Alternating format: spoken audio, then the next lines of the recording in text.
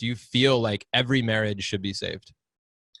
So in theory, I believe that there is a time and a place for people to get divorced. I don't think that people are responsible for being martyrs and for staying in a miserable marriage for their whole life. I'm not a marriage at all costs kind of guy. There is and can be a time and a place for divorce.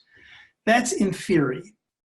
In practice, I have met very, very, very few people who have actually conducted themselves in what I consider to be a responsible way during the course of the marriage, such that they earn the right to exit with a clear conscience. In other words, most people who are looking to exit their marriage have not done what they should do before they take that path. They haven't tried what they should try. They haven't worked on their fixing. They haven't taken responsibility, whatever. There's a whole sort of checklist of things that I think a person should do before they call it quits. Yeah. It's not a toaster oven. It's not something we just, dispose of or return because it's not working. It's something that really warrants significant time, effort, and energy. Yeah. And that's part of what I do, is teach and preach that message, which is, you're not happy? Okay, that's not unusual. Let's talk about what you should do now that you're not happy before you exit. Yeah.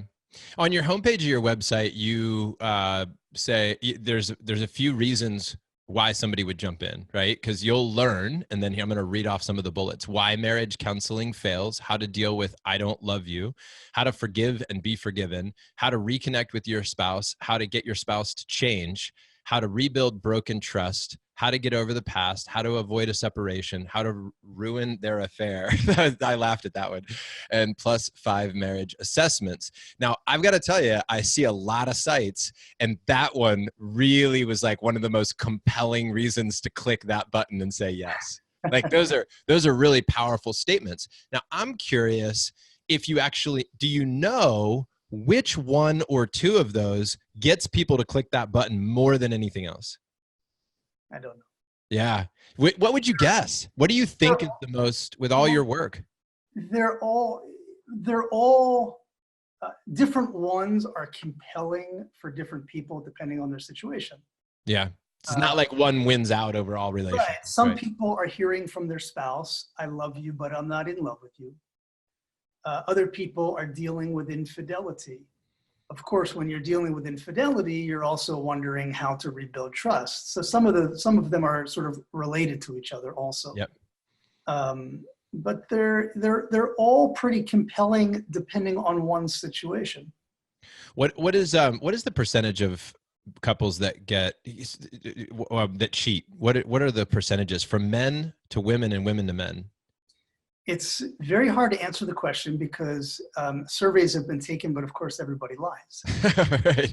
Because the cheaters don't answer the survey correctly, right?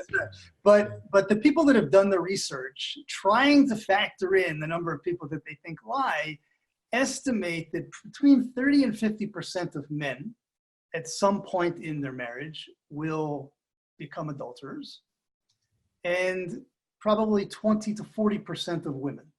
Okay. And tell me what constitutes cheating in your mind or in the minds of maybe the people that you're working with? And I think this is like a legit question when it comes to being in a marriage. It's like, is flirting cheating? Is sending a cute text? Or maybe it's like, maybe that's just to be determined by the couple. So that's a brilliant question, because it's obvious that if you sleep with somebody, if you're physically intimate with somebody, that's a total betrayal and that's cheating. But I believe that you don't have to sleep with somebody to be unfaithful. There's such a thing as emotional infidelity.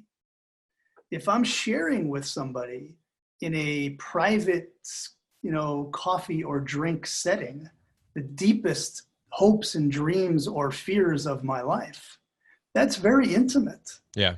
And that should be very private between my wife and I. And that would be a complete betrayal, and I would consider that unfaithful.